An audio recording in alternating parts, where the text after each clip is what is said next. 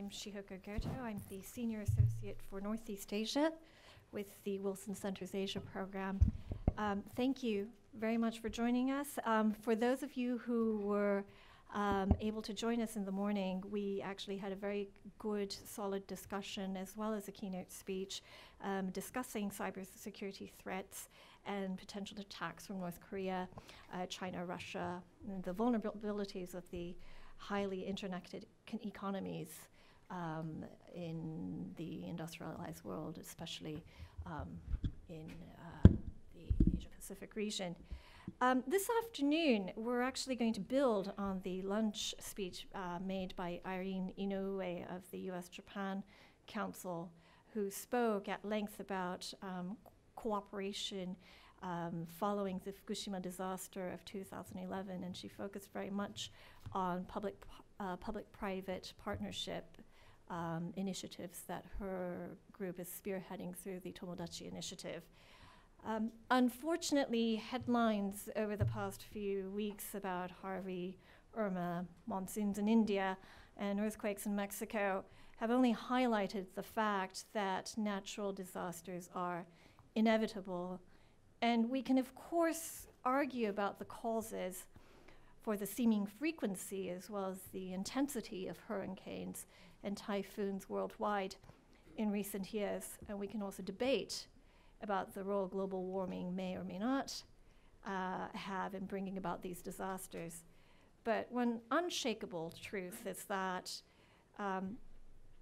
these natural disasters are deadly, and they destroy lives and livelihoods, and they put a tremendous strain on local and national budgets. So can we get better at predicting natural disasters?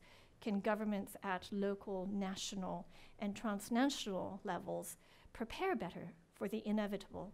And how can private-public partnerships be enhanced to bear some of the financial burdens of the preparedness and reconstruction following these natural disasters?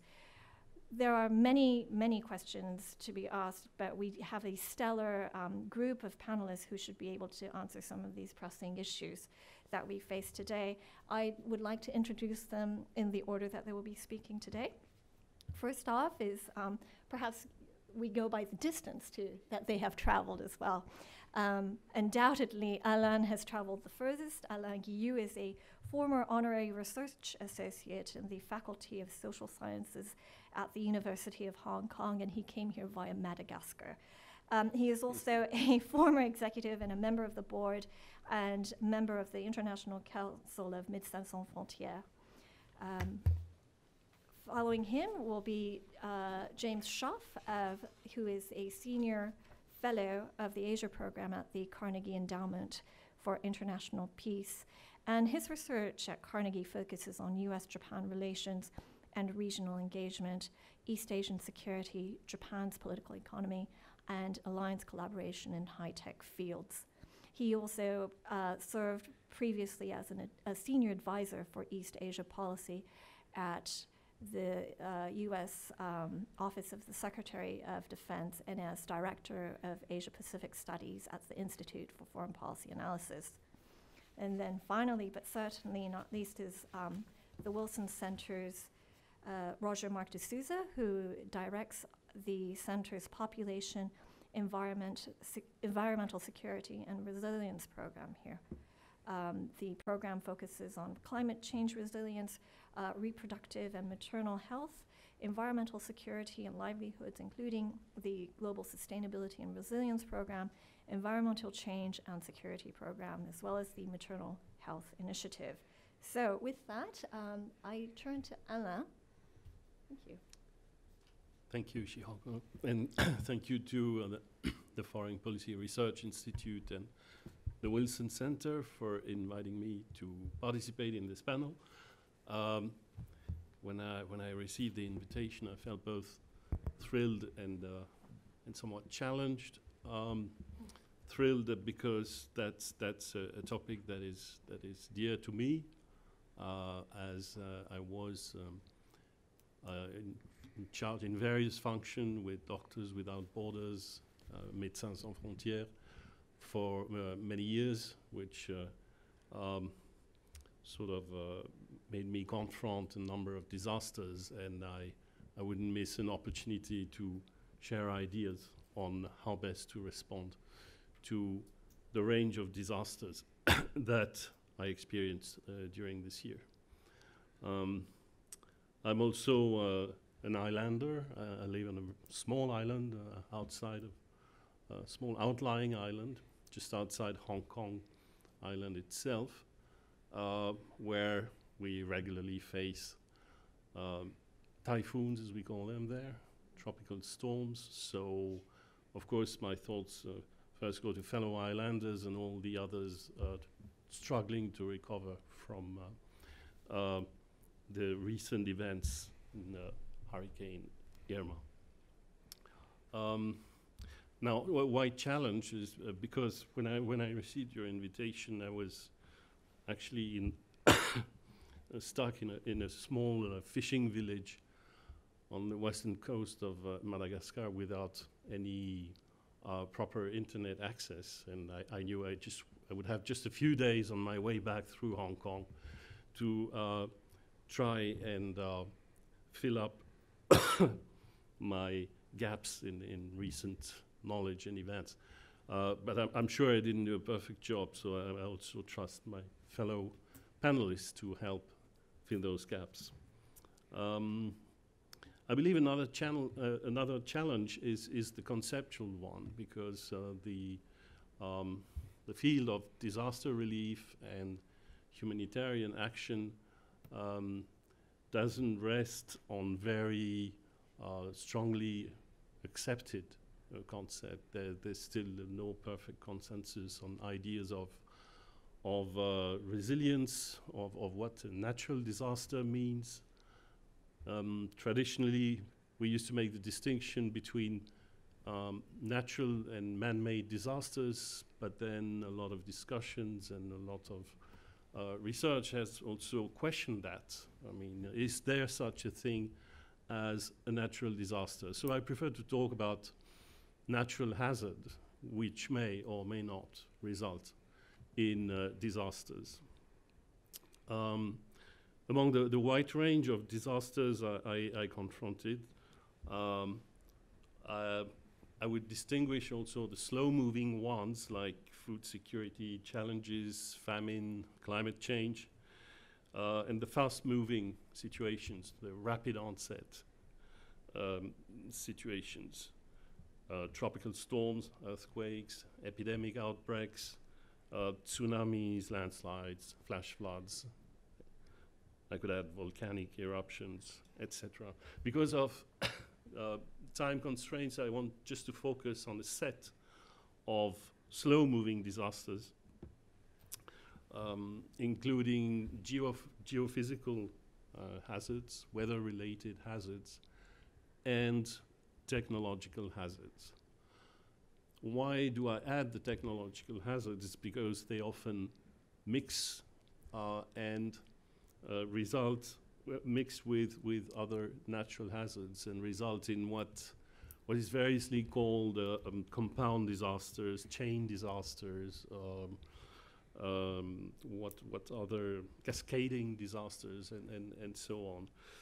But even I think this conceptualization is not adequate, because these chains and cascade have they sort of hint at linear phenomena, whereas I believe that we still lack very effective models, in particular, to describe the phenomena that surround disasters, the most usually negative feedback loops, for which we don't have, since we don't have clear concepts around that, we also don't have necessarily adequate responses. Now, an example of, the most dramatic example being, of course, the Tohoku earthquake and Fukushima nuclear incident that followed. Well, I think this is the most dramatic example of one of these compound disasters that mix nature and technology. But it's by no means the only one. That's what we see every time, basically. Why? Because of our use of technology, because of urbanization, because of critical infrastructure being built in areas at risk, and so on. So, of all these phenomena, I see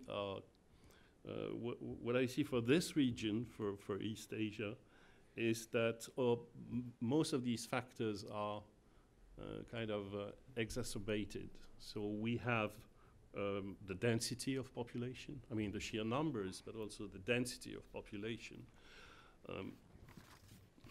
which is an issue, excuse me. We also have the lower urbanization, the currently lower urbanization rate than on other continents, which gives a boost to rural migrations, to colonization of low elevation coastal zones and other areas at risk. We have a place which holds most of the words mega cities. We have the Ring of Fire on the first island chain, with its entire range of natural hazards, volcanic eruptions, and we also have in that region a number of fault lines at sea crisscrossing the region and carrying a strong risk of tsunami. And then we have 20 to 25 tropical storms every year that run through the entire region, and each of them can potentially affect hundreds of millions of people. So these are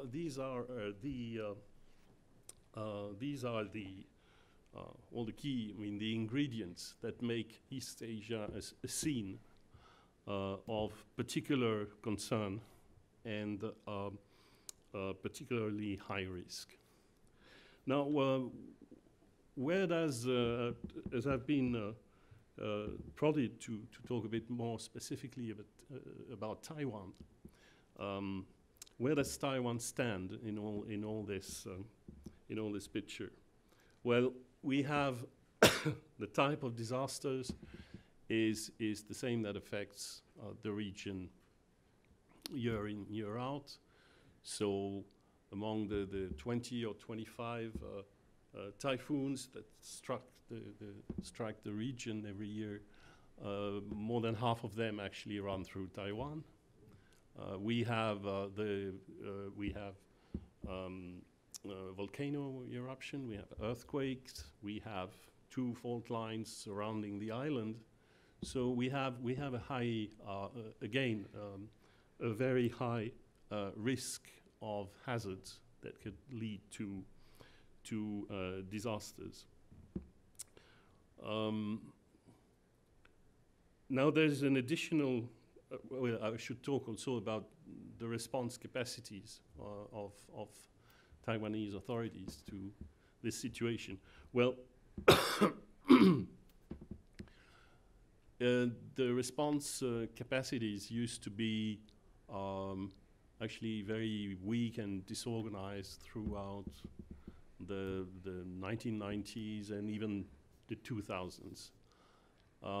Then there was a jolt, like an event that changed that, was a particular typhoon in 2009, Typhoon Morakot, which killed hundreds of people in a landslide and led to a reorganization of disaster relief in Taiwan. One important aspect was that a specific disaster legislation disaster response legislation was passed in 2010, and the armed forces and civilian authorities were all reorganized to be better able to respond to disasters.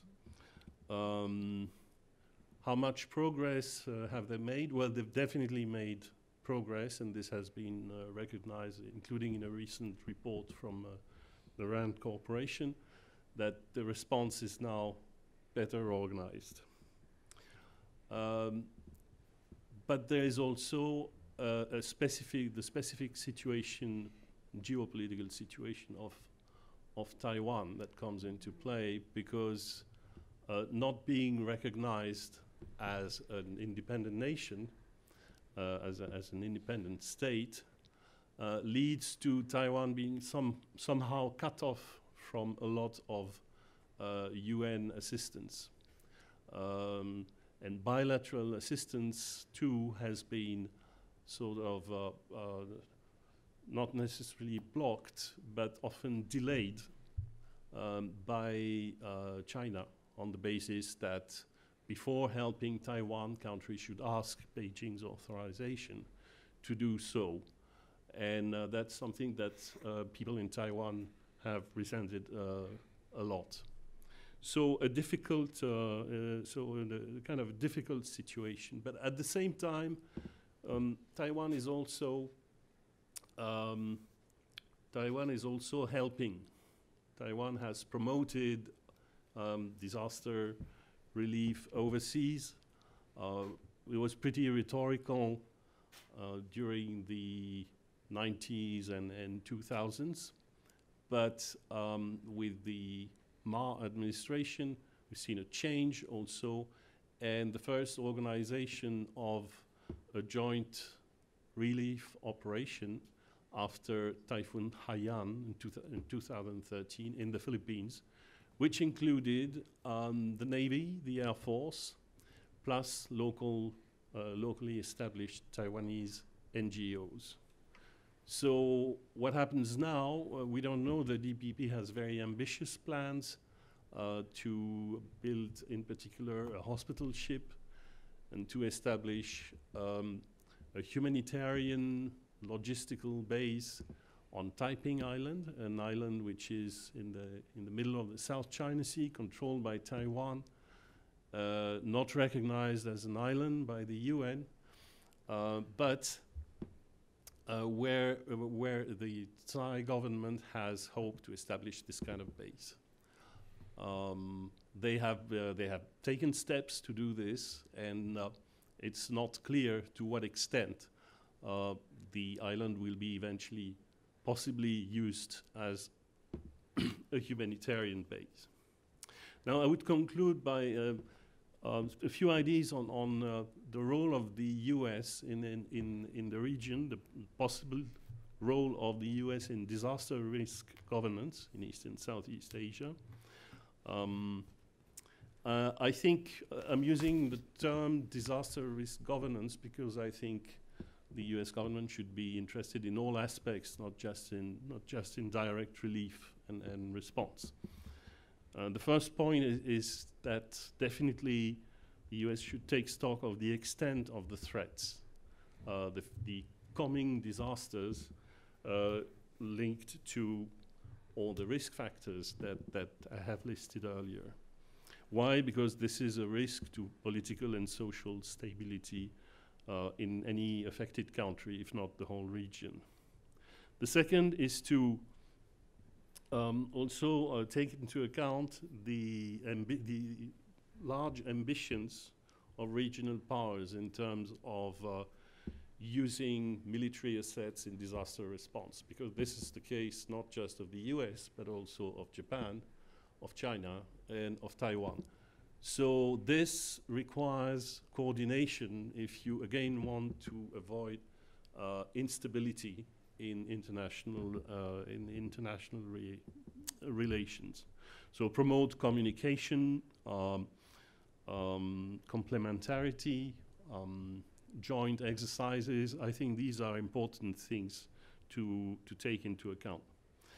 And try to induce basically cooperation rather than competition.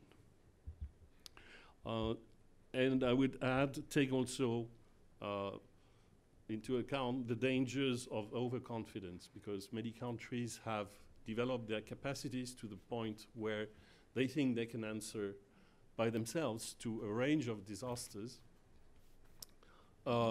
basically the usual one, the recurrent one. But at the same time, with the rising level of threats and risks, I think most countries have actually a decreasing capacity to respond to mega disasters, those that are of a much higher intensity or not usual. And this is, of course, particularly important in a region which doesn't have an integrated security organization, unlike what you could find maybe in Europe, in Africa, or in the Americas. Of course, there is Asean for Southeast Asia, but its initiatives and reach have so far been very limited, certainly not to the point of responding to mega disasters. Lastly, I would add that what I see as the biggest disaster for the future is none of the things I have mentioned so far, but actually the biggest disaster is what is happening in the ocean. It's the rapid destruction of an entire ecosystem, the coral reefs of the Indian Ocean and Pacific Ocean, which as a keen diver and marine conservation activist, I can see year after year happening under my eyes. Now, this means also wiping out a key source of food for humanity in general, but most critically for East and Southeast Asia. So to address this kind of geopolitical issue, of course, we have to refer to the climate change issues and climate change negotiations, which maybe could be addressed in your questions. Thank you very much. Thank you so much for those very sobering thoughts, and also the two things that really particularly struck out were pointing out the unique situation that Taiwan finds itself politically actually spilling over into the disaster relief scenario as well, and indeed too about the role the military plays in disaster relief. I do want to make 2 points, totally unrelated, but housekeeping rules, and I would be remiss not to make them. This event is being live webcast, so we do have an audience joining us online. And secondly, I was very remiss in not acknowledging and thanking profusely our co-sponsors, the FPRI, Foreign Policy Research Institute, especially Alan Luxembourg and Jacques Delisle. So with that, Jim. Okay, thank you very much, Chihoko. It's a great pleasure to be here, and my thanks to the organizers as well for the opportunity to talk to you all. Overall, I'd like to make kind of 4 major points related to this issue, and I think my talk may complement those of some of the others here. And I will address Asia generally, but I will end up focusing a lot on Southeast Asia for some of the points that Alain talked about. Many of the other players in Asia, China, Japan, Korea, Australia, have capacity more or less to deal with many of the disasters that they face. Less so in Southeast Asia, particularly given the challenges, the hazards that confront them. But my first major point is to underscore that from a U.S. perspective, and from a U.S. and an allied perspective in the region, this is not, assisting with disaster relief and resilience in the region is not an altruistic endeavor. I think it's a very strategically important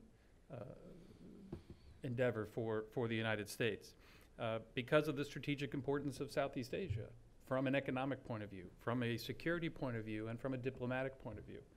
The 10 ASEAN members in Southeast Asia collectively form the 6th largest economy in the world, just a touch behind the United Kingdom, and will probably soon surpass it. It's the 3rd largest labor force in the world, behind China and India. A very young demographic makeup in Southeast Asia overall compared with many other countries. U.S. trade with ASEAN more than doubled from 1990 to 2015 to become America's 4th largest trading partner. And the United States is one of the largest foreign direct investors in Southeast Asia, with the largest stock overall.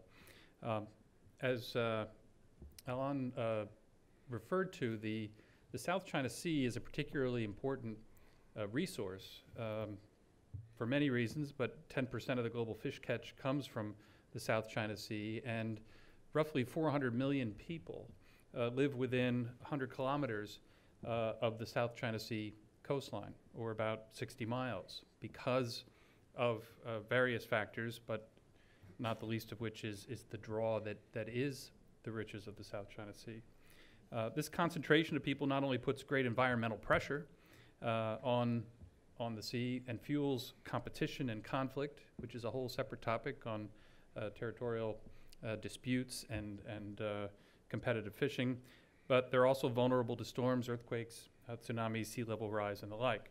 And I think it's this challenge of the regional commons that creates both the need but also the opportunity for cooperation, and which can then better position the United States and its allies and partners in the region to address other important strategic issues. So my first point is it's strategically important for the United States to invest in disaster relief and resilience in the Asia-Pacific region.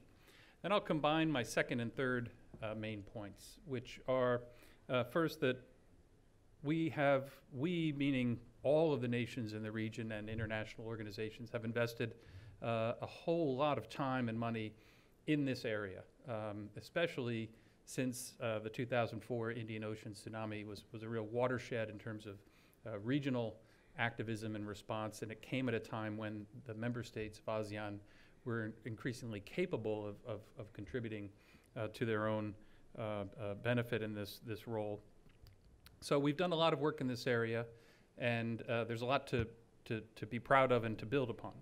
And the third point that combines with that is the United States and Japan and other key players in the region are a big reason why that we have made so much progress in that area. We've seen in particular the growth of disaster relief training opportunities in Asia due to what is largely a marriage of convenience. National and regional disaster relief interested organizations actively seek military participation of various nations to bolster their training activities, given the military's prominent role in large-scale disaster response and the resources that they offer.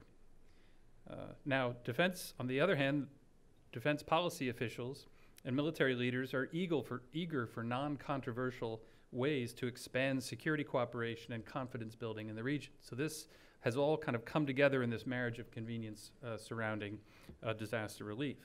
The explosion of training opportunities is, I think, both a blessing and a curse. You know, there never has there been a more vibrant and constructive process of multilateral cooperation in East Asia, involving the widest possible range of countries and organizations, including NGOs and international organizations. But it can overwhelm these communities and make it very hard to maintain continuity and high quality in the programming. So some rationalizing of activity and truly capturing and internalizing the lessons learned continues to be a major challenge going forward, in part because of such frequent turnover in these various positions and institutions. But the infrastructure for this is better. A couple of examples. The ASEAN Coordinating Center for Humanitarian Assistance on Disaster Management, the AHA Center, in Indonesia became functional in late 2011, followed later by the establishment of a disaster emergency logistic system for ASEAN, and a special emergency stockpile hub in Subang, Malaysia, which came online in 2013. Japan was a major contributor through its JICA aid programs and ASEAN integration initiative programming that helped support this. Building on this emerging infrastructure, the United States used its membership in the ASEAN Regional Forum, the ARF, to help establish the first ever field exercise, or what they called the Voluntary Demonstration of Response in 2009, co-sponsored with the Philippines. The concept was to carry out a civilian-led, military-supported disaster relief demonstration involving multiple countries, and in the process, deliver real assistance to local communities in the host country, in this case, the Philippines. 26 countries from around the region participated in that first exercise. 14 contributed assets, included about 500 civilian and military personnel. And every other year, they carried on this ARF exercise, what they eventually labeled the DREX, which occurs every 2 years because it takes that long to plan. Japan and Indonesia co-led the second occasion in 2011, which grew in size to over 4,000 participants from 26 countries, including the European Union, 7 international organizations such as the UN agencies and International Federation of the Red Cross. South Korea and Thailand stepped up as co-leads in 2013, Malaysia and China notably in 2015. Despite the growth and the action-oriented nature of DREX, the rest of the ASEAN Regional Forum had trouble kind of replicating this proactive approach to multilateral security cooperation in other areas like counterproliferation or counterterrorism, et cetera. So the nations in the region created what they call the ASEAN Defense Ministerial Meeting Plus, which is ASEAN Defense Ministers plus other key nations in the region, the ADMM Plus, which was built to be a little bit more practical and create a forum for defense-related cooperation. And not surprisingly, the Humanitarian Assistance Disaster Relief Expert Working Group in the ADMM Plus became the kind of the leading group, that together with military medicine, because of its non-controversial nature. There's another ASEAN-led activity in its Regional Disaster Emergency Response Simulation Exercise, or RDEX, which simulates major natural disaster in the region and tests a coordinated response. That often involves non-ASEAN countries and observers, and that began in 2005. There's AHX, which is another ASEAN organized large-scale disaster relief, and these are all in addition to the DREX that I mentioned earlier. They involve hundreds, sometimes thousands of people, can take up to 2 years to plan. Several bilateral and multilateral planning meetings take place in the process leading up to this, which fosters multilateral cooperation, information exchange, familiarity with each other, and each other's processes.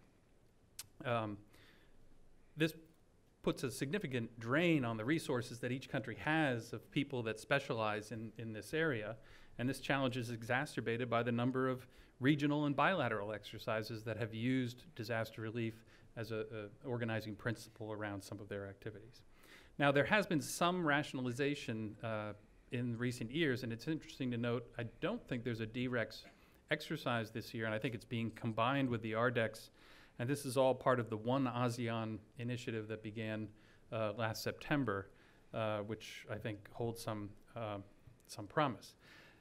I think it's important also to highlight the U.S. and Japan role. I mentioned some of the funding for some of the institution building in terms of forward deployed assets in the AHA Center. For several years, Pacific Command and the U.S. military has hosted what they call the MPAT program, Multilateral Planning Augmentation Team, which is a way of bringing military professionals from all over the region together to develop standard operating procedures for certain multilateral activities that are non-confrontational or non-military. So when multilateral task forces are put together, whether it was Typhoon Haiyan in the Philippines or others in subsequent years after the Indian Ocean tsunami, the number of MPAT-trained people who are all sitting around in a room from different countries sharing their computers is often around 60 to 70% have gone through this program of reviewing the standard operating procedures. So that in many ways, they're working not just from their own national training program. It's a true multilateral training process in this regard. The process of air traffic control, for example, and an immediate response of dealing with helicopters going back and forth contributed by multiple nations is a huge challenge, and usually that has fallen to the United States in the beginning with either through aircraft carriers or other types of assets.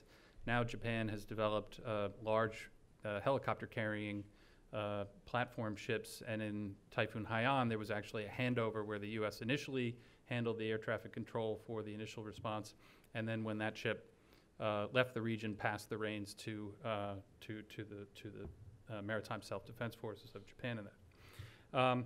So I think China's entry into this process is very encouraging, and it's one of the few areas where U.S.-China, Japan-China, mill-to-mill collaboration, cooperation is progressing.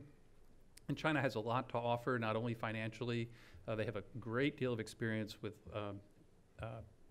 mass migration or mass events, dealing with large numbers of people who have been displaced by some sort of domestic disaster. They don't necessarily have the expeditionary capability to kind of get massive assets overseas quickly, but they do have a lot of talent, and they're becoming more expeditionary. Finally, the last key point I want to make is where do we go from here in terms of the types of things we need to continue to focus on? So we have a great infrastructure. We have a need, I think, a strategic need to continue to invest in this. To me, it's a combination of bilateral and minilateral cooperation. So between the United States and Japan, between the United States and Korea, working also directly with China, or small little trilateral groups to keep the disaster relief and preparedness component in these relationships, because this is what helps operationalize wider multilateral collaboration. ASEAN by itself has great challenges and difficulties. We saw it with the Malaysian airliner disappearing and trying to cover wide areas. There are new programs that are leveraging satellite assets, computer assets of all of our different countries. U.S. and allied leadership and participation, I think, is going to be increasingly important. And I think beyond the physical platforms, supply chain management skills are critical. We've seen in the past the ability to deploy a wide area network mobily, so that everyone has essentially massive Wi-Fi connectivity in responding to these disasters. These are the types of things that I think we can continue to respond to. And the final plug I guess I'd make too is to think about, again, kind of from a strategic context, as we look at North Korea developing nuclear weapons and the danger of some kind of nuclear incident, potentially accident or catastrophe involving North Korea, having some of our attention in the disaster relief, disaster response area enable our ability to collaborate in Northeast Asia, I think will become, involving China, involving Russia, and others, will be an area potentially of focus in the future. Thank you. Thank you. All right. Before I turn to Roger Mark, there one question. I do understand the strategic need to invest in military-to-military cooperation, but at the same time, it seems too that we are asking a great deal from the military, especially from the U.S. military, which is also strained in engaging in non-traditional combat roles such as nation-state building, post-war reconstruction. Add to that, we're adding disaster relief. Do we have enough money? Is this affordable? Well, it's not even just a matter of money, frankly, and I'm glad you brought that up, because as I was running out of time, I skipped a little part of my presentation, which primarily deals with the idea that the military is really a last resort and should really only be used in very limited significant situations for a variety of reasons. Part of it is cost. The use of military assets in events are very expensive. The Defense Department in Atlanta has, 400,000 humanitarian daily rations ready to go on a moment's notice, but that doesn't mean if there's any possible way that relief supplies and food can be resourced more locally, that's better in terms of it's cheaper, it's faster, and it supports the local economy. There are all kinds of reasons why you would not focus primarily on the military as the answer to this problem. As you say, they're trained primarily for other things. So even military medicine, military doctors are trained more for battlefield injuries, not necessarily the types of injuries you see in natural disasters. There's been great progress in public-private partnerships, the use of UPS, TNT, and Agility as partners with the UN Global Logistics Cluster, started in 2008 as a way to get private sector aircraft and logistical support to be a part of these things. So I think the military is the last resort, and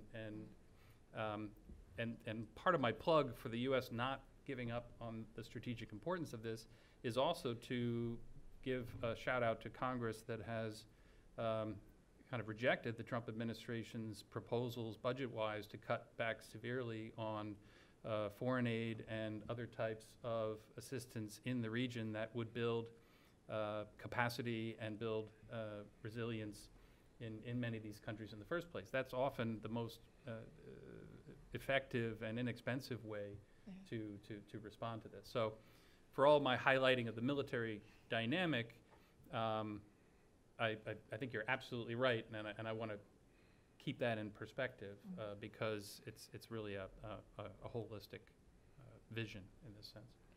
Right. Thank you. Hey, Roger Mike.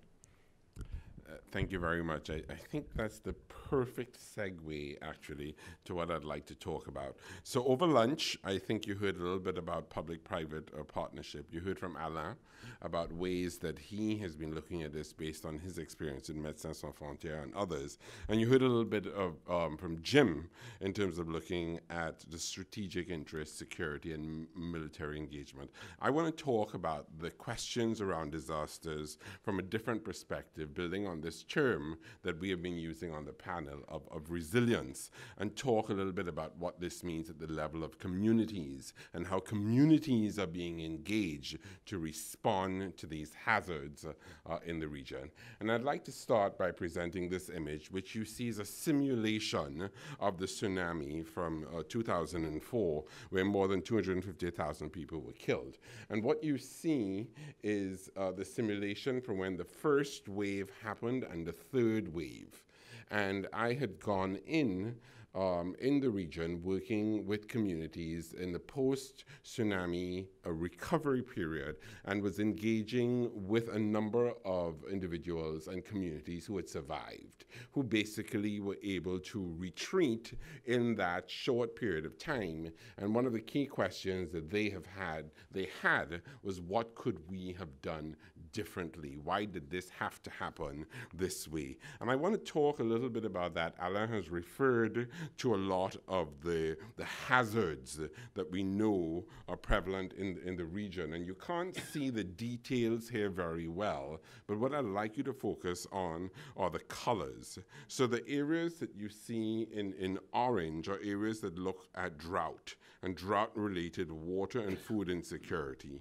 In a dark blue, you have areas that are looking at increased coastal, riverine, and urban flooding, and we've seen this most recently in Bangladesh, India, and Nepal.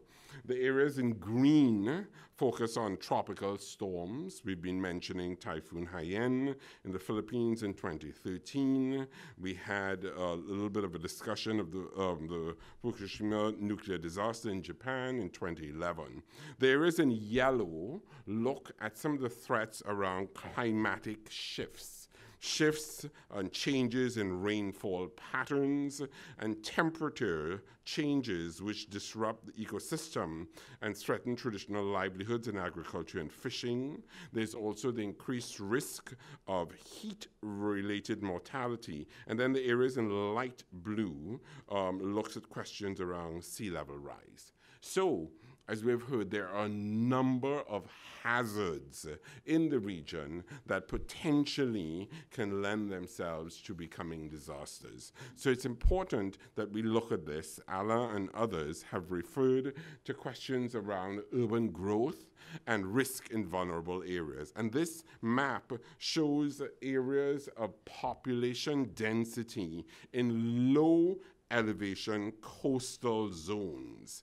And these are characterized as coastal areas within 10 meters of sea level, and they're naturally prone to flooding. So look at what we see in terms of population concentrations and settlement patterns in these coastal areas that are very vulnerable geographic spaces in and of themselves. So increased vulnerability within the region.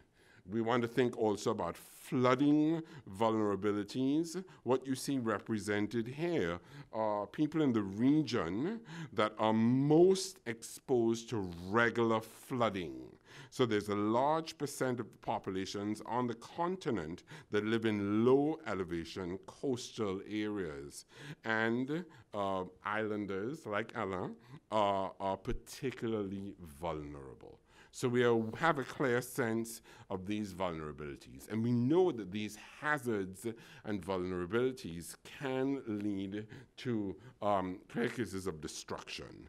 And as we know, in typhoon, 16 million people were affected, more than 6,000 deaths. Many homes were damaged or destroyed. So real impact here on people's lives and their well-being. We were also looking most recently at the flooding in Bangladesh, India, and Nepal. Over 43 million were affected by the monsoon rains and flooding. Over 1,200 deaths were reported. So a clear sense of real dangers and vulnerabilities. But it's really important that we continue to focus on those who are the most vulnerable and who have the least capacity to respond. And very often, we're looking at cases of women or the very poor.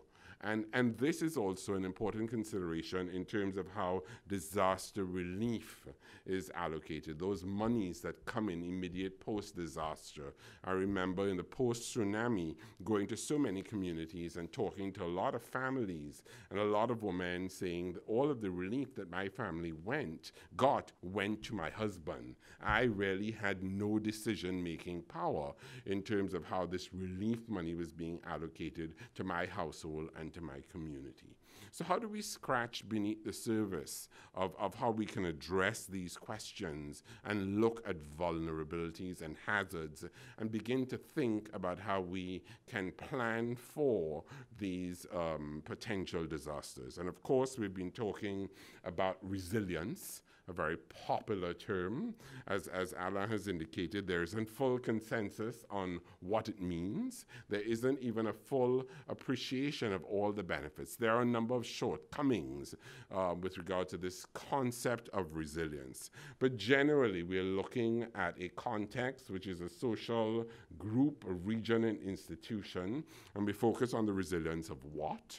There's a disturbance that can be a natural hazard, conflict, food shortage, high fuel prices that produces a shock, a disruption. Alain has also mentioned these slow-moving stresses. So there's a question of resilience to what? We've also touched on the question of the capacity to deal with this resilience or this shock or this stress at what level? What's the level of exposure? What is the level of sensitivity?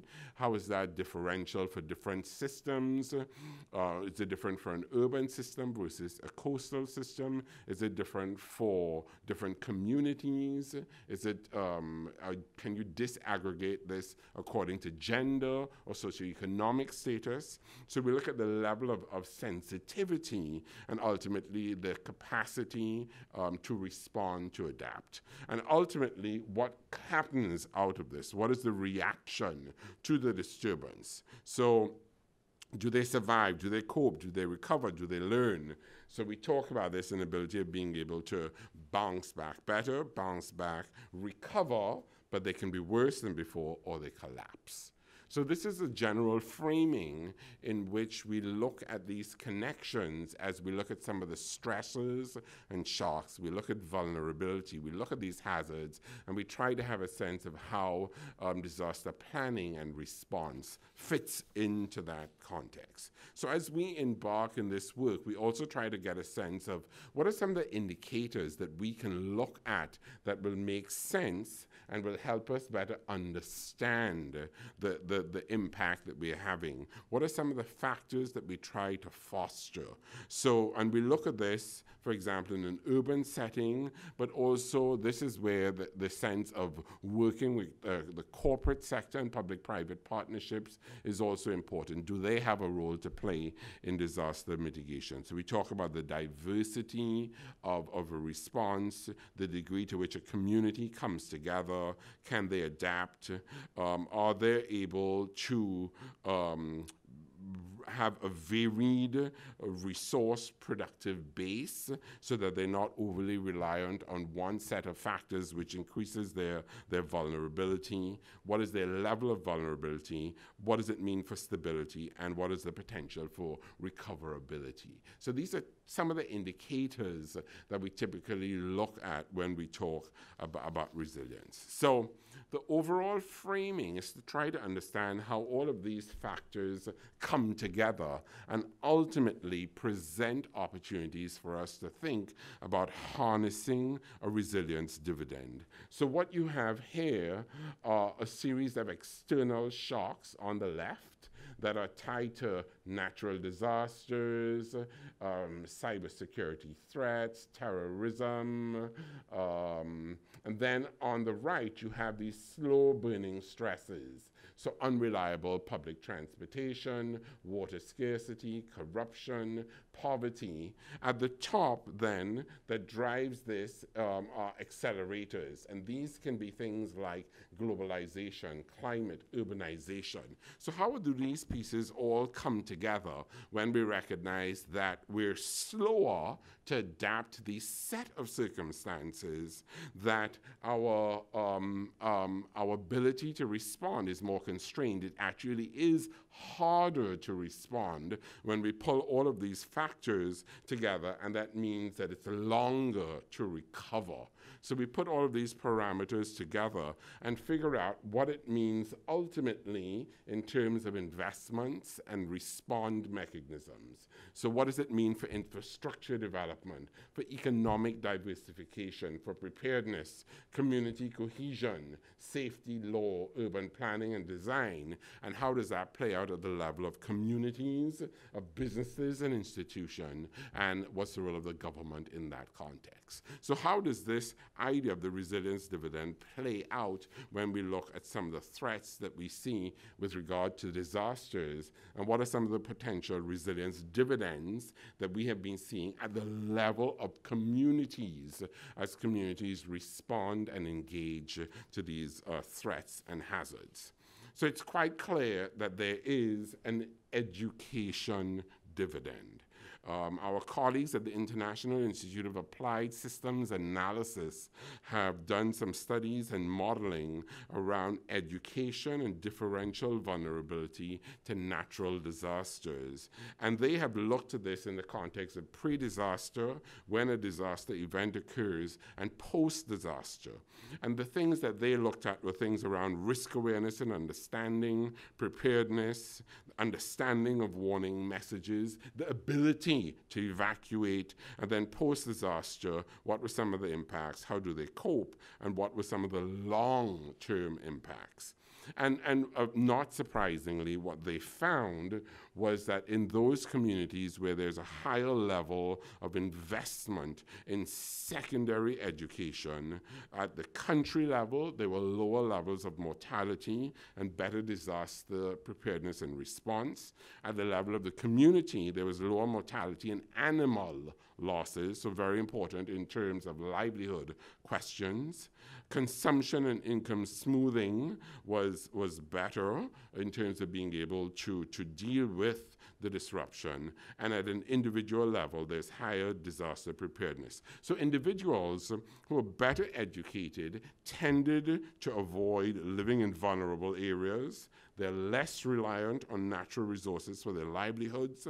They understand information on disaster and community risk better.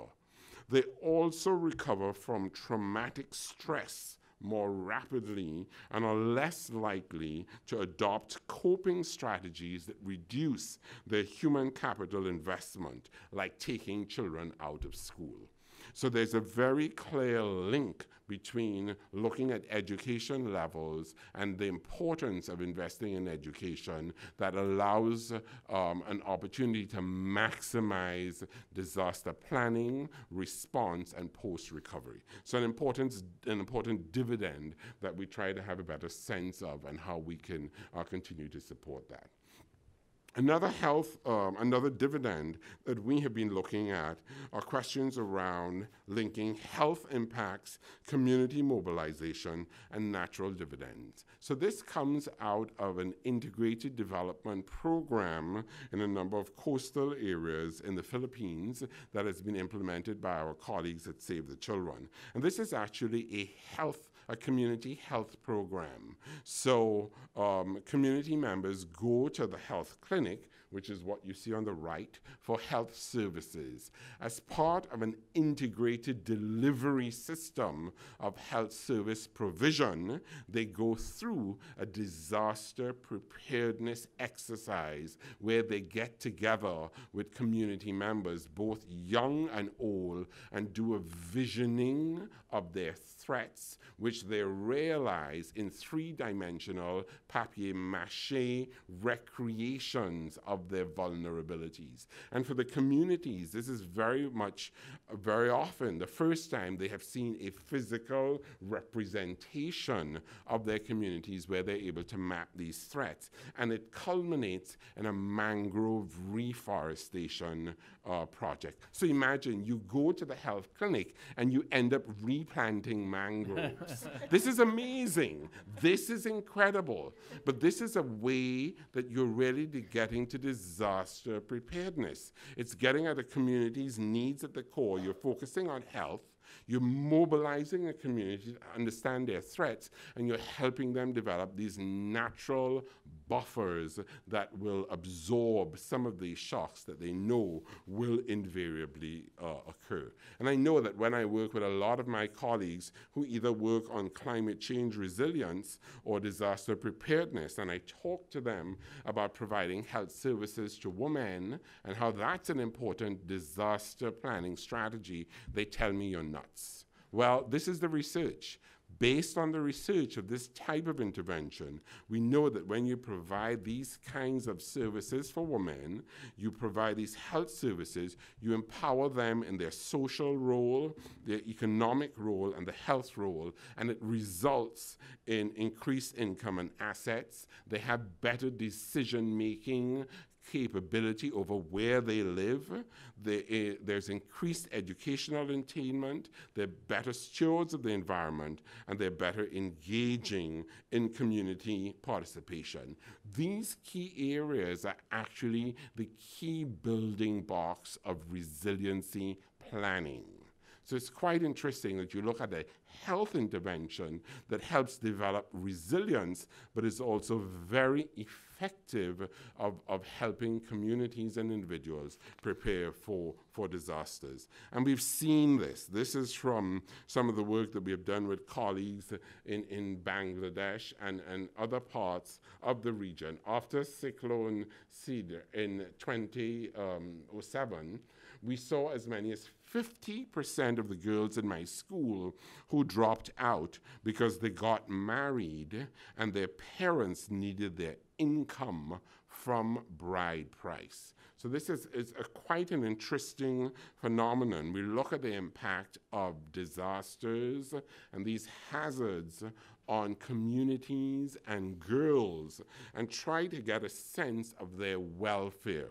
It's fascinating to understand these connections. So here at the Wilson Center, we work with a number of investigative journalists who uncover these issues. And a couple of our colleagues had looked at this in the northeastern Indian state of Assam. And what they found in Assam was that following floods that had destroyed several villages, many families and young girls in particular were displaced. Some of them were found and came back to their communities. But at the same time, many of these villages were undergoing a certain degree of conflict. There was a wave of ethnic violence. So you had these floods, and then you had insecurity and conflict that was coming in. A number of people in the communities were killed. What our journalists discovered was that human traffickers were tracking these trends, and they were looking specifically at these communities to determine how these hazards and threats and disruptions were playing out. One of these traffickers said, it's going to be flooding, there's all of this ethnic tension, I'm going there to look for girls, to traffic in girls. So it's fascinating when you see these connections. When the community started to realize what was going on, they then mobilized themselves and said, okay, we need to keep track of what's happening. Are there girls that are dropping out of school? Are there girls that are suddenly very well dressed? What's happening? And they kept in touch and kept monitoring the situation and would alert the families and mobilize the communities to encircle those girls and protect them from the traffickers. So an example of very innovative community mobilization around flooding, disasters, conflict, and communities putting in place their own indigenous safeguards to protect themselves around this. So it's really, really fascinating to see what's happening at that level. We've also had colleagues who have looked at the possibilities for peace-building dividends around disasters. So one of our colleagues was looking at cases in Thailand and Sri Lanka to have a sense of how disasters can exacerbate fragility or whether they offer opportunities for peace. So they started by looking at what was happening in Thailand in 2011 when there were a number of extreme weather events, a lot of flooding, a lot of protests in the street, and trying to get a sense of what this meant for how the government and officials and the military were dealing with this conflict. They further looked at examples in Sri Lanka and Indonesia in the post-2004 tsunami. And what they found was that in Indonesia, that there was a deliberate attempt to build peace that was tied in with the disaster relief efforts. They refer to it as disaster diplomacy, an opportunity to build back better, whereby the disaster provided opportunities for cooperation and engagement that got the community behind them. And this did not happen in Sri Lanka. And in fact, in Sri Lanka, it played on ethnic tensions. So then, once again, just an opportunity to think about the peace-building possibility and dividend around disasters. So I say overall, we think of disasters and these kinds of approaches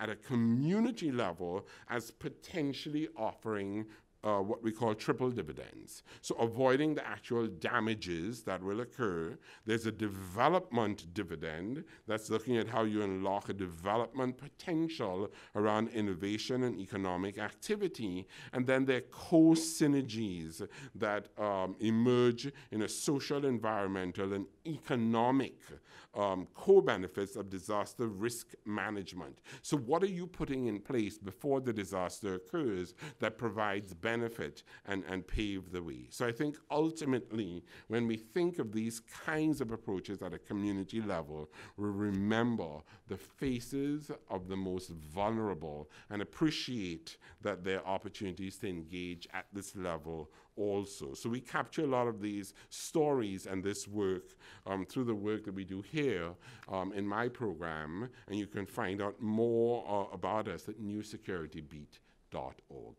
So thank you.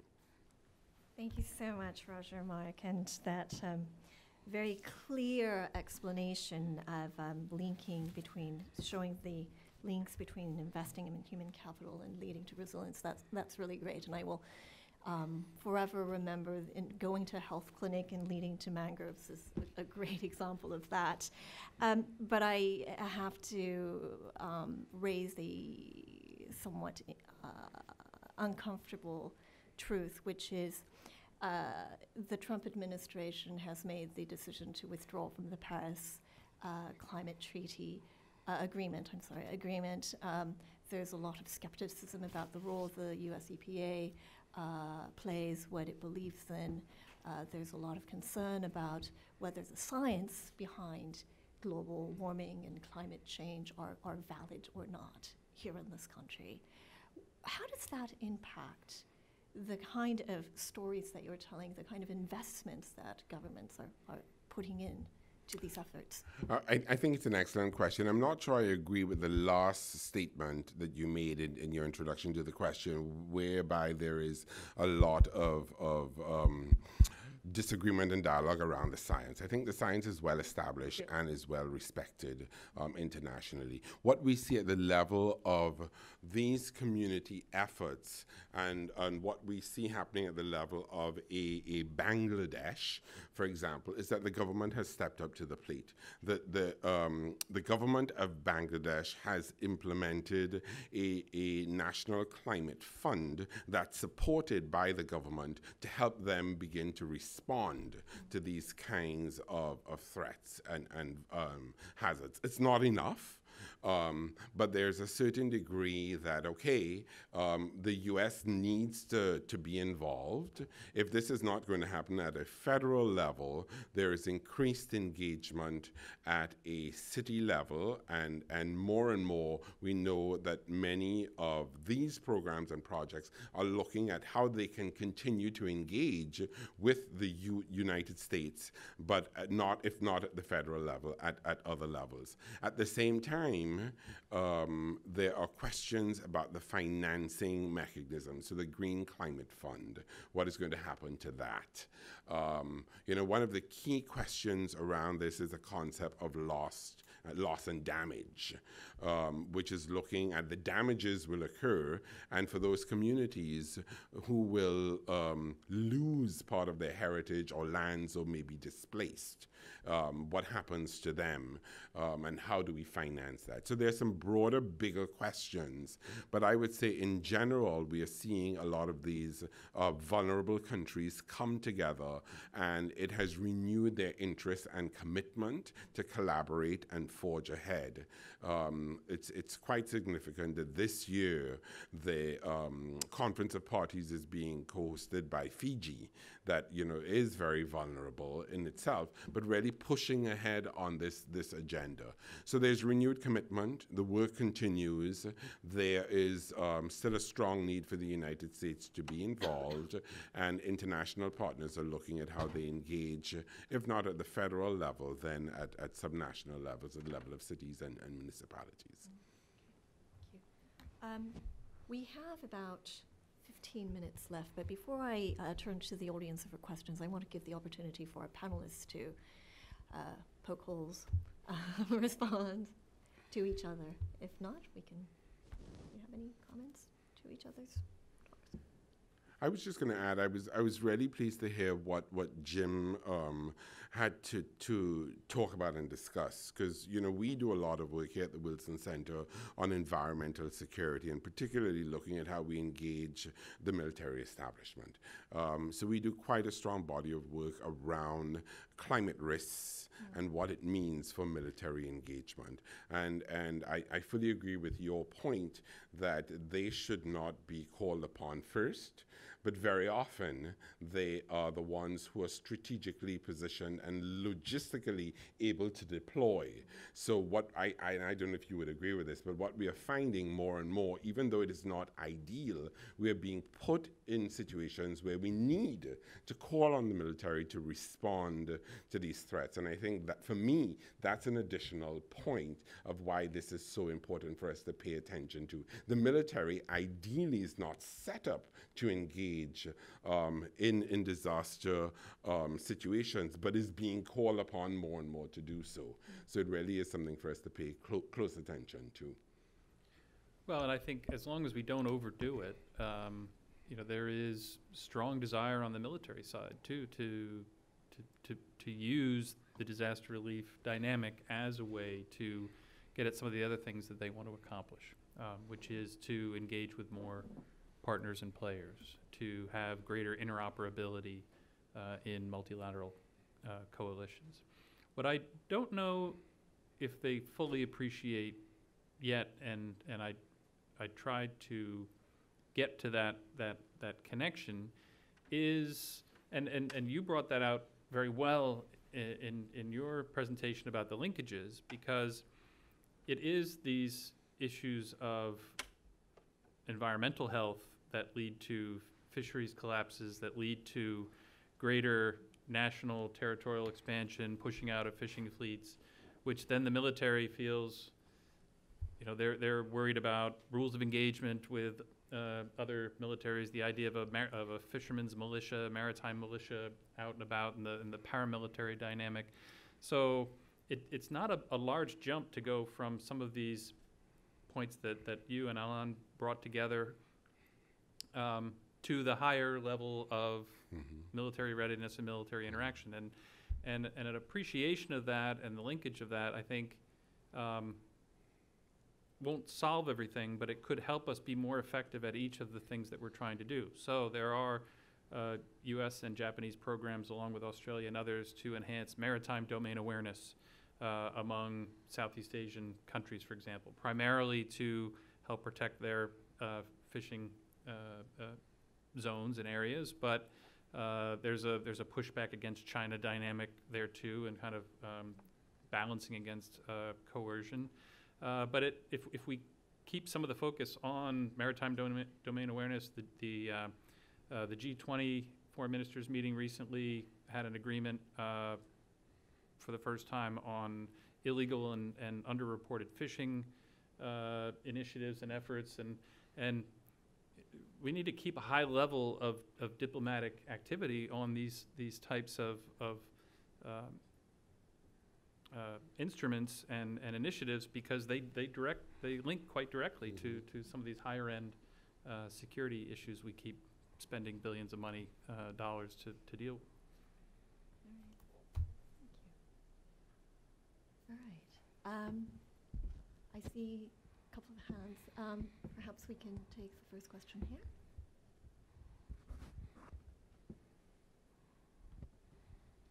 Hello, Tristan Martinez, Texas A&M University. For Mr. Schroff, so you mentioned ARDEX, and as someone who writes and reads these types of simulations, resilience and human actions are really hard to factor, especially considering the socioeconomic and educational differences between the players and the people they're trying to simulate. In your view of ARDEX, how have they approached this, and what other simulations would you recommend reviewing? Well, I haven't personally been involved in an ARDEX exercise. I've been involved in some others. What I think we're finally getting better at, as I understand it, is expanding our interaction with different components of the host country. So in the Philippines case, for example,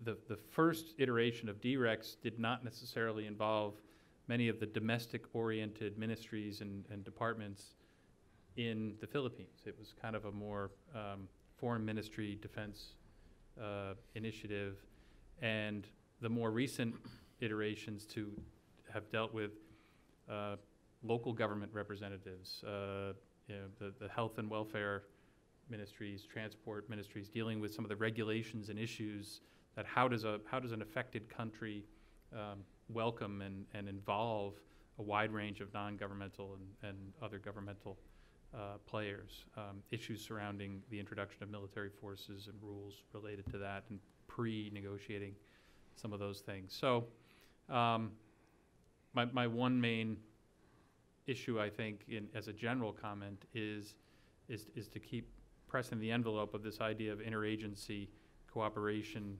not only among the various players that are participating, but also in the host country itself, and then that comes together with the private sector dynamic, because they will eventually be leaders. The large private companies in many of these countries will theoretically be leaders in response to their own country.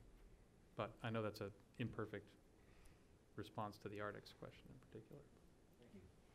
All right, the gentleman in the middle.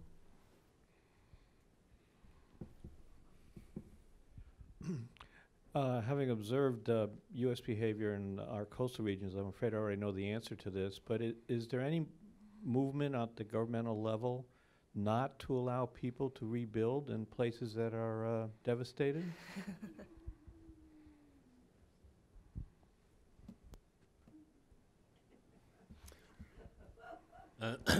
I would say it really depends on the country involved.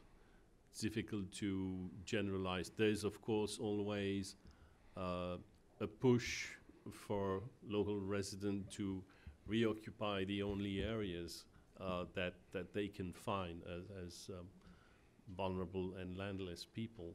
There's been also in some cases more awareness and willingness to establish rules either by the government or the community that we should not rebuild so close to the sea. I've heard about some cases in Sri Lanka in particular. So I think it's difficult to generalize, but the forces, the push factors I mentioned in terms of urbanization, rural migration, lack of land, I mean, these are structural forces that are difficult to struggle against. I just offer a couple other perspectives to build on what Alan is saying. You know, so for us in the United States, communities that are displaced due to a disaster, if they want to access any federal funding, there's something called the Stafford Act, and the Act does not allow them to get funding or support unless they move back to where they have been displaced. Okay, so if you're in a coastal area and there's a flood and you've been displaced, you will not get federal support unless you rebuild in that area. Okay, so we know that there's some of that going on, and there are communities that we have worked with in Alaska and Louisiana that have been told by the Army Corps of Engineers that their communities will be underwater, and they have taken action to proactively relocate. And they're having problems because they're not able to get the funding. So it's actually for community to, some of these communities have spent 5 years planning their relocation. And so the questions of funding and policies that try to support some of this is sometimes quite a challenge. We are also looking at what's the role of the insurance and reinsurance industry in this context. So to what degree are there any risk insurance pools and risk management pools that allow communities to move back? How is that risk covered? Those are some of the things that we're also looking at. So there's a question of the degree to which there are incentives at a regulatory level. There are questions around even when communities want to engage and put in place a planning process, they may come up against some roadblocks. And then there's the role of the insurance industry, which is a big deal. And actually, we, the Wilson Center, are collaborating with the Hoover Institution and Stanford University, and we're holding an all-day conversation on this next week on the 19th at Stanford University, and November 20th here, we will be dealing with these questions, both with international and U.S. partners on coastal issues. So you'll just have to come back, right? Yes. In a recent Financial Times weekend paper, I think it was probably 2 weeks ago, there was an article having to deal with reclaiming land and building up the areas around what were formerly lowlands and floodlands in the Netherlands. So rebuilding the land was accomplished to some degree in New Jersey after Sandy, because they had to rebuild the beach to preclude having greater damage in the future storms. The Corps of Engineers do a lot of work. They did a lot of work after Katrina to restructure the dikes, the levees, and the waterways to account for flow of water, and also the regeneration of the mangroves. So things can be done, but the trouble is with something like that is once you reclaim the land and you sort of regain it for use, the people who couldn't afford to live any place else would no longer be able to afford to live in the places that you reclaim because you make it too expensive for them. So it's kind of a strange cycle. Absolutely. And this is a more extreme example of a central government taking a much more proactive and heavy-handed role. But in Japan, in the rebuilding after the Tohoku earthquake and tsunami, the flip side is they are investing in raising the level of some of the low-lying lands. But a lot of that fill is coming from leveling mountaintops back inland and dragging that fill back to the front. And actually, primarily, they're looking at people for housing to move back to the flattened, opened areas of land, and it'll be other types of industry-led industry fishing and other commercial activity on the front that can be more easily abandoned and insured. But it's a very holistic. I've been to see some of what's going on. I was there a couple of years ago, and they're still in the process of it, although getting along. But if you can afford it and the people are willing to support that kind of an approach, that's a long-term solution to that kind of vulnerability. Sure, I have a question, if it's okay for me to ask. I'd love to hear from my fellow panelists a little bit on a question that we always struggle with, which is where does development end and humanitarian assistance kick in, or vice versa?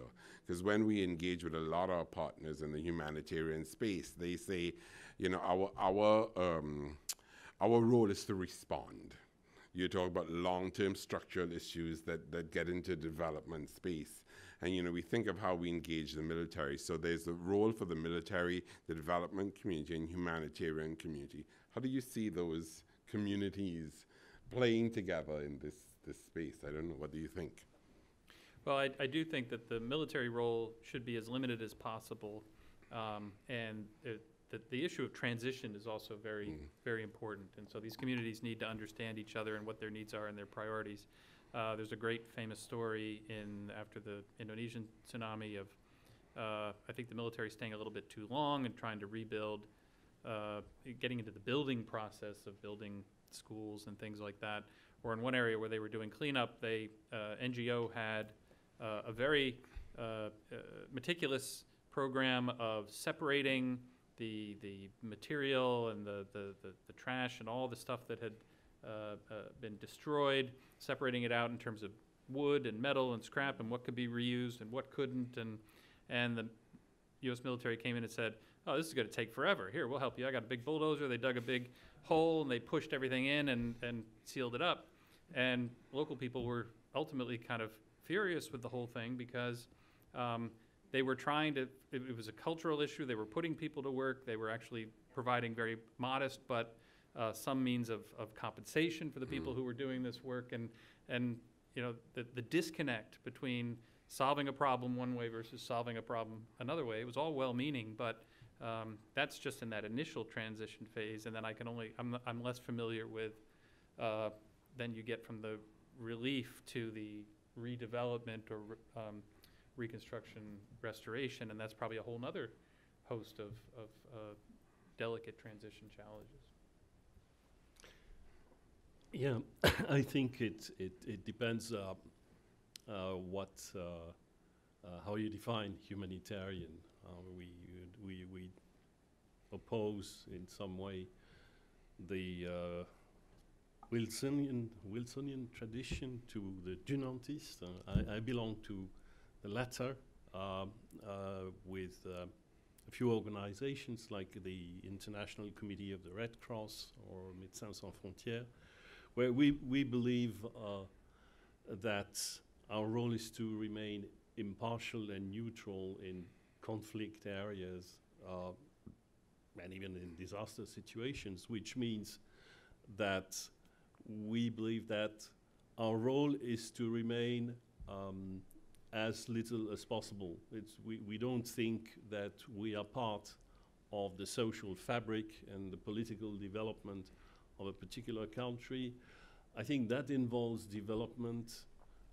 Think, for instance, of the laws regulating land allocation, land property, redevelopment. These are very complex issues in which we do not feel we are competent. So that's more the role of the local political process, of the local communities, of the government, of national laws, and so on and so forth, with the support of if needed, of development organizations, but we believe it's not our role. That's a different kind of conception. All right. So with that, we've actually reached the end of our discussion. And so I would like to ask you to join me in thanking our three panelists, Roger, Mark, Jim, and Alain. And I want to thank you too for joining us.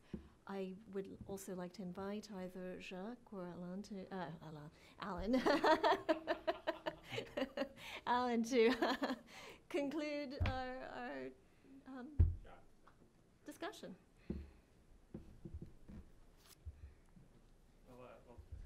Thank you all for a terrific second half of our conference here today. And I once again want to thank the staff that's made this possible here at the Wilson Center, as well as my colleagues Tom Shattuck and Rachel Hemler at the Foreign Policy Research Institute. Just a couple of concluding thoughts on what has been in some ways an eclectic pair of topics. I mean, they're both non-traditional security.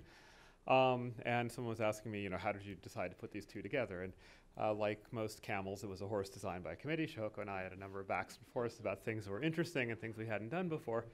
But actually, there are things that sort of connect this, that this last panel, I think, has really brought home. One is that both these areas, non-traditional security areas of cybersecurity and disaster relief, resilience, and assistance, are areas where the threats and challenges are obviously huge and only likely to grow in the years ahead. To use the language of the more security-focused panel this morning, the targets are getting bigger. As economies become more digitally based, as even old things like power plants and water grids, water treatment systems and such become linked to the Internet of Things. As more countries develop, they become more economically dependent on cyber vulnerable technologies and so on.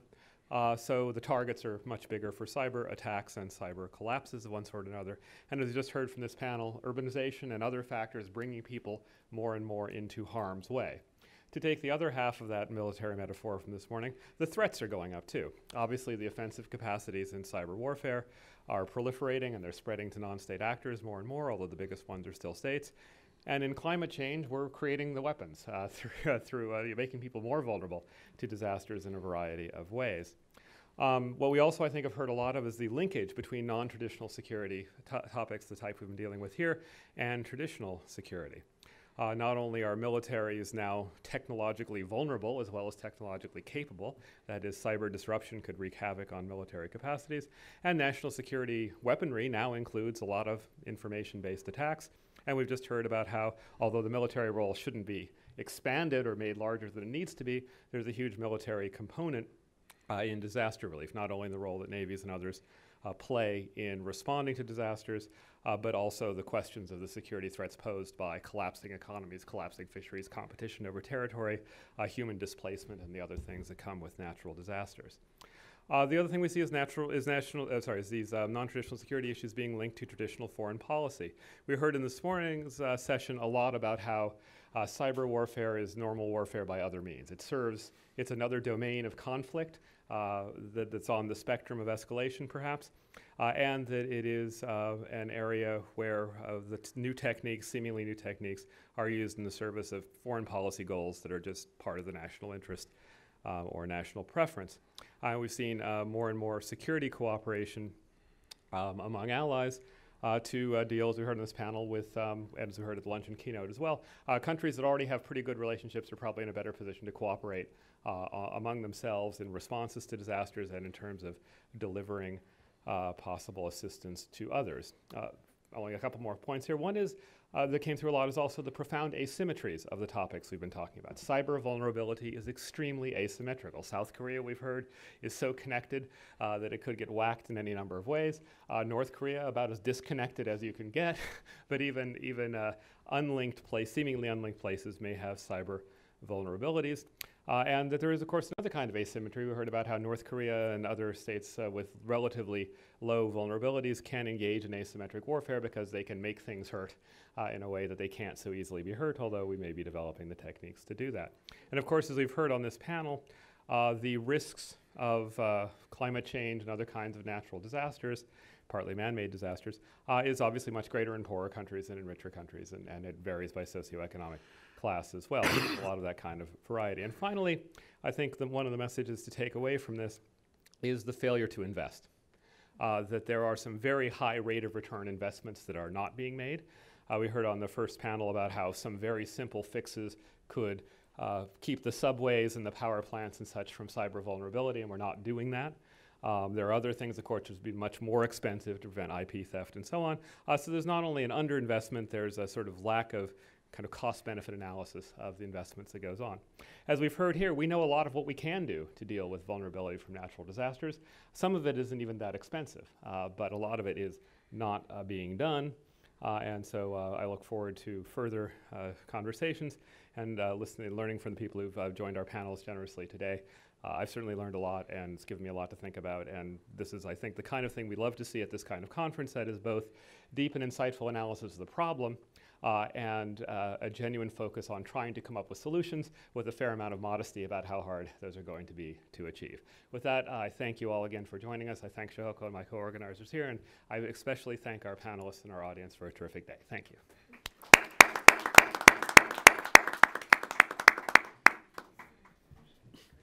Interesting. Real pleasure to meet you. I really enjoyed your. Thank you.